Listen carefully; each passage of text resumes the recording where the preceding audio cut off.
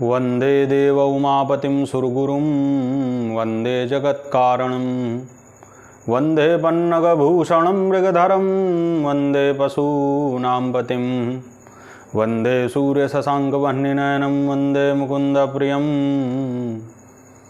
वंदे भक्तजनाश्रयं च वरदं वंदे शिवं शङ्करं वंदे शिवं शङ्करम्। हर हर महादेव। सभी मित्रों को, सभी साधकों को, सभी दर्शकों को मैं हूं आचार्य विपिन। अपने YouTube चैनल में आप सभी का हार्दिक स्वागत करता हूं, अभिनंदन करता हूं। मित्रों, मैं आप सभी को बहुत सारी साधनाओं के विषय में जानकारी दे रहा हूं लगातार। आज मैं इन्हीं साधनाओं के क्रम में कर्ण पिशाचिनी साधना के बारे में कुछ विशेष बातें करूंगा। कुछ सूक्ष्म रहस्य इस साधना के विषय में आप सभी को बताऊंगा, अवगत कराऊंगा। मित्रों, बहुत सारे लोगों ने कर्ण पिशाचिनी साधना के बारे में बहुत सारी अफवाहें फैला रखी हैं।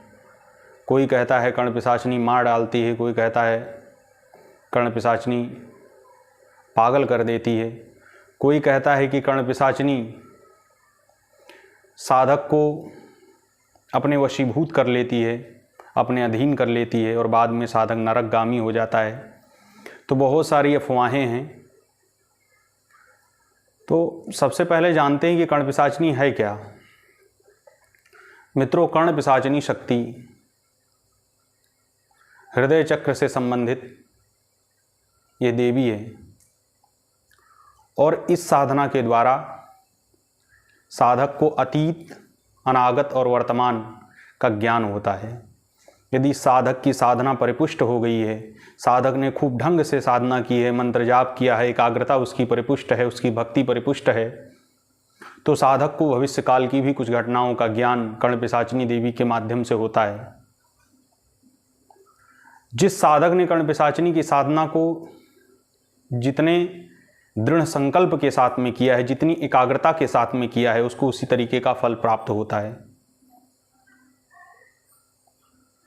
ऐसे से आप समझिए कि जैसे आप खेत को जितना ज़्यादा आप बार बार जोतेंगे, उसको खूब अच्छे से फसल के लिए तैयार करेंगे, उतनी ही अच्छी फसल उसमें उगेगी।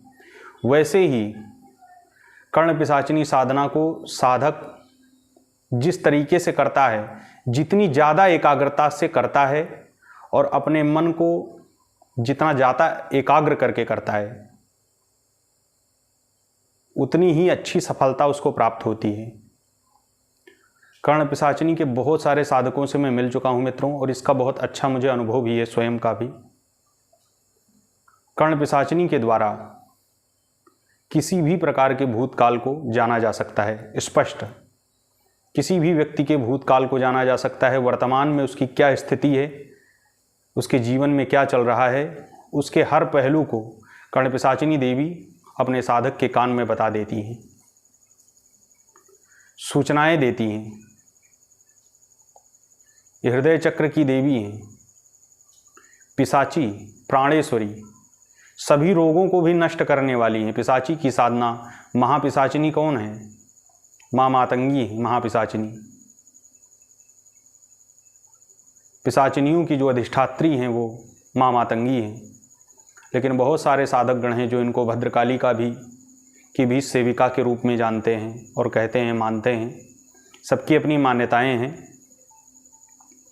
और मित्रों, कर्ण पिशाचिनी के बारे में जो अफवाह फैला दिए हैं लोग, वो इसलिए फैला दिए हैं क्योंकि ये बहुत जल्दी सिद्ध हो जाती हैं और इनसे साधक, बहुत सारे साधक हैं जो गलत काम करने लगते हैं, गलत राह में चले जाते हैं। लोगों को भूतकाल उनका बता करके और उनको बहुत सारा सम्मान, प्रतिष्ठा, पैसा, सब कुछ उनको बहुत जल्द ही प्राप्त होने लगता है और इससे वो बिगड़ जाते हैं, गलत काम में अपना पैर रख देते हैं। इस वजह से इस साधना के बारे में बहुत ज़्यादा डरा दिया गया है। मैं कर्ण पिशाचिनी के ऐसे ऐसे साधकों से मिल चुका हूँ जो कि उन्होंने मुझे स्पष्ट बताया है कि किस तरीके से कर्ण पिशाचिनी शक्ति बताती है और ये भूतकाल को किस तरीके से स्पष्ट करती है और इसकी साधना कैसे की जाती है। मैंने कई साधकों को करवाया भी और इसका रिजल्ट भी बहुत अच्छा आया है। मित्रों, कर्ण पिशाचिनी साधना में कुछ नियम होते हैं, कुछ विशेष नियम होते हैं। उन नियमों को यदि आप नहीं जानेंगे तो आप साधना में सफलता नहीं प्राप्त कर सकते हैं, क्योंकि विधि और स्थान इनका अपने आप में बहुत महत्वपूर्ण योगदान होता है साधना को सफल बनाने में। यदि आपका स्थान जहाँ पर साधना कर रहे हैं वो स्थान उस साधना के लिए उपयोगी नहीं है तो आप उस साधना में सफलता नहीं प्राप्त कर सकते हैं। और यदि वह स्थान साधना के लिए उपयुक्त है, वो जैसी एनर्जी की आप साधना करिए वैसा स्थान भी होना चाहिए। इससे वो साधना बहुत जल्द ही सफल हो जाती है और बहुत जल्द ही साधक को सिद्धि प्राप्त हो जाती है। बहुत सारे साधक गण हैं क्यों भटक जाते हैं, उसका कारण क्या है? क्योंकि वो सही स्थान पर नहीं करते और उनको सही विधि का ज्ञान नहीं होता है। मित्रों, कर्ण पिशाचिनी के नाम पर बहुत सारे लोग हैं ऐसे जो ट्रांसफ़र कर रहे हैं, कहते हैं कि मैं कर्ण पिशाचिनी को ट्रांसफ़र कर देता हूँ। तो ऐसे लोगों के चक्कर में कृपया ना आएं। आप लोगों को मेरी राय है, क्योंकि मुझसे बहुत सारे ऐसे साधकगण जुड़े हैं जिन्होंने बहुत सारा पैसा साधकों को ऐसे ऐसे ट्रांसफ़र करने वालों को दे दिया और वो ट्रांसफ़र भी नहीं कर पाए और सही विधि भी नहीं बता पाए और उनका पैसा भी खराब हो गया, उनका पैसा भी चला गया जो कुछ था, और वो साधना को सिद्ध भी नहीं कर पाए। मित्रों, कोई भी व्यक्ति ट्रांसफ़र नहीं कर सकता है, ये चीज़ आपको मैं बता दे रहा हूँ। इस टाइम में, इस समय में ऐसे लोग बहुत कम हैं और समझिए ना के बराबर हैं। उनके पास कितनी सिद्धियां हो गई हैं कि वो ट्रांसफ़र करने लगे हैं सबको। अरे कोई सिद्धियों का भंडार हो गया है क्या कि सबको जिसको हुआ उसको उठा करके दे दिए, ट्रांसफ़र कर दिए।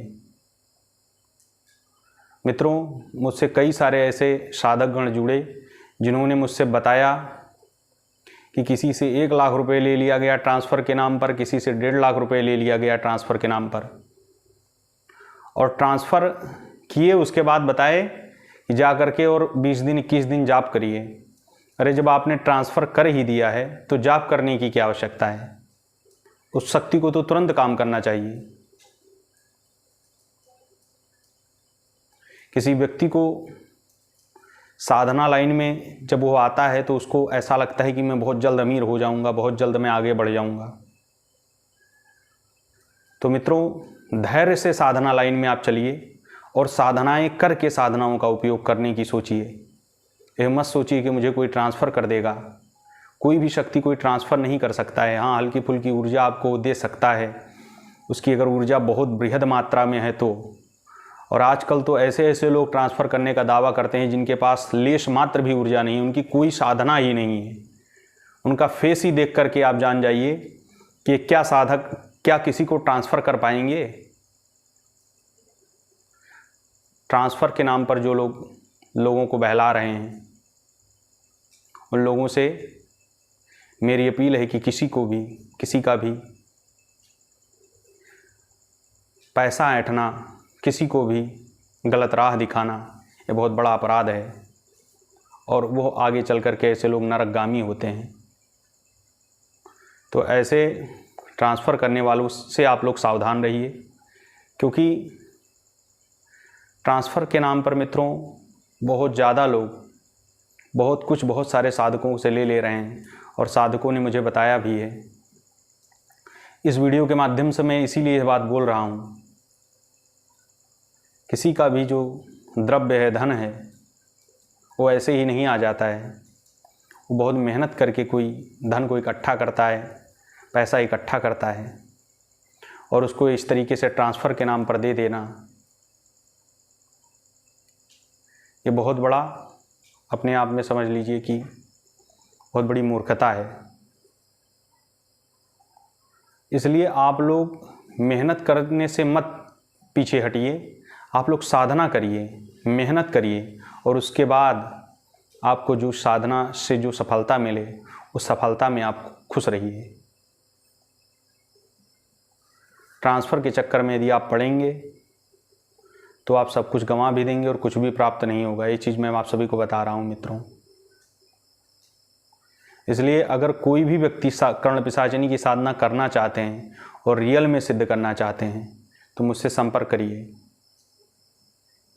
और मैं इस तरीके से आपको साधना कराऊंगा कि आपको सिद्धि प्राप्त होगी ही, 100 में 100% होगी। उसकी जो विधि है, जो गुप्त विधि है, उस विधि को मैं आप सभी को बताऊंगा किस तरीके से उस विधि को करके आप साधना में सफलता प्राप्त कर सकते हैं। साधना करके आप सिद्धि को प्राप्त कर सकते हैं, ना कि कोई आपको सिद्धि दे नहीं सकता है, वो चाहे कितना भी बड़ा गुरु हो। कोई भी विश्वामित्र और वशिष्ठ जैसे अब गुरु नहीं रहे जो डायरेक्ट आपको एक सिद्धि उठाई और दे दी। तो इस तरीके से समझिए मित्रों। और बाकी आप लोग भी बुद्धिमान हैं, समझदार हैं। सभी लोग अपने आप में बुद्धिमान होते हैं, सभी की अपनी बुद्धि होती है, विवेक होता है। सोच समझ करके काम करिए जीवन में, नहीं तो फिर आप पछताएंगे। ऐसा काम कभी मत करिए जिससे आपको बाद में पछताना पड़े। बिना विचारे जो करे सो पाछे पछताए, ऐसा इसीलिए कहा गया है कि विचार करके अपने आप से पूछिए कि क्या ये होता है या नहीं होता है। आपका जो मन है वही आपको बता देगा। और मेरी राय मानिए तो कभी भी ट्रांसफ़र के नाम पर कभी किसी को 1 रुपया मत दीजिए, क्योंकि ट्रांसफ़र कर नहीं पाते हैं लोग। आपसे धन ले लेंगे, द्रव्य ले लेंगे, आपके पास जो रहेगा उधार लेकर के आप दे देंगे, बाद में वो कुछ भी नहीं कर पाएंगे। तो फिर आपको सिर्फ और सिर्फ निराशा का मुंह देखना पड़ेगा और दुखी होंगे, परेशान होंगे, कष्ट में रहेंगे। उनकी तो दुर्गति होगी ही, लेकिन जब उनकी होगी तब होगी ना, अभी तो आपका सब कुछ चला गया। तो सभी को हर हर महादेव। इस चैनल को लाइक सब्सक्राइब कर देना। फिर मिलते हैं। जय श्री महाकाल।